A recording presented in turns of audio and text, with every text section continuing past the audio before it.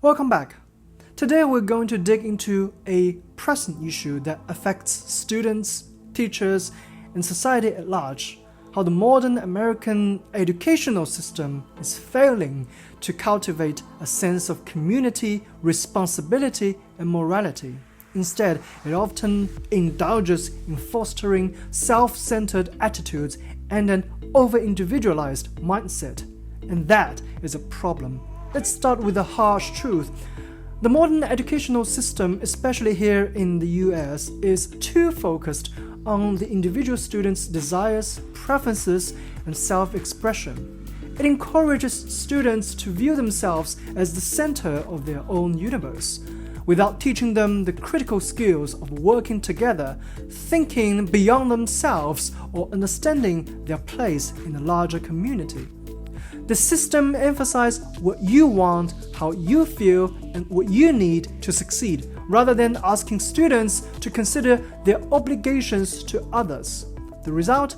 An overly individualized and often selfish approach to learning and life. Students are encouraged to pursue personal achievement above all else, and any sense of doing things together, of collective responsibility or teamwork, is sidelined. This focus on individual achievement might sound like a good thing. After all, personal success is important. But what we've lost along the way is the sense of community, the idea that education should also be about preparing young people to work together, to be responsible citizens, and to care for the people around them. Let's contrast that with older educational models. In the past, especially in classical and ancient educational systems, students were not just taught to learn facts or skills, they were taught how to live and contribute to society. There was a deep emphasis on community, cooperation, and collective responsibility. Students were trained to see themselves as part of something bigger than just their personal ambitions. For example, in ancient Greece, the relationship between teacher and student wasn't just about knowledge transfer. It was about cultivating the whole person, intellectually, morally, and socially. Education was aimed at preparing students to participate in the community and contribute to the greater good. Students were taught to respect one another, to engage in meaningful dialogues, and to understand that their personal development was tied to their responsibilities within society. Similarly, in Confucian traditions in China, education wasn't just about self-expression or personal achievement. It was about learning how to live harmoniously within society, to respect elders, and to understand one's role in maintaining social order. The student wasn't the center of the universe, the community was. Now, look at our current system. Students spend much of their day in isolation, even when they are physically together. They are often mentally disconnected, absorbed in personal devices, or focused on their individual tasks. The sense of community, of working together toward a common goal, has been replaced by a culture of individualism and competition. The problem is, this kind of isolation breeds self-centeredness. Students grow up thinking that their achievements, their desires, and their feelings are all that matter. This breeds a kind of selfishness where students see themselves as independent of their peers, disconnected from their communities, and entitled to success without consideration for others. This is further fueled by a customer-driven approach to education.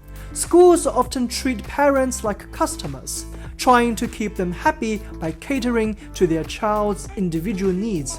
The consumer is always right mentality takes precedence over discipline, community building, or developing students' character.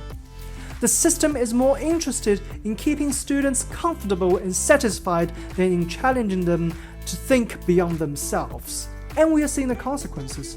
More students than ever feel isolated and disengaged, not just from their peers, but from the world around them. They lack a sense of belonging, responsibility, and purpose beyond their personal achievements. Schools are churning out individuals who are highly skilled but morally and socially disconnected. Contrast that with what happens when students are taught to think beyond themselves. When schools focus on cultivating a sense of community, responsibility, and shared purpose, students thrive, not just academically, but socially and emotionally. They develop a sense of empathy, learn how to collaborate effectively, and understand their place in the world as contributors to something greater and larger than themselves. History shows us the power of collective education. From the ancient academies of Greece, where students learned through dialogue and debate, to modern schools that emphasize teamwork and character development, the best educational systems understand that learning isn't just about individual. It's about cultivating responsibility, respect, and a sense of moral duty to others. So, how can we bring this back? It starts with changing the way we think about education. We need to shift from the me-first mentality and stop treating students as consumers. Instead, we should focus on fostering collaboration, building strong communities, and teaching students that they have a responsibility to contribute to something greater than themselves. This means schools should emphasize character development, moral education, and the importance of social responsibility. Teachers shouldn't just be knowledge dispensers. They should be mentors who guide students in how to live well and contribute to society.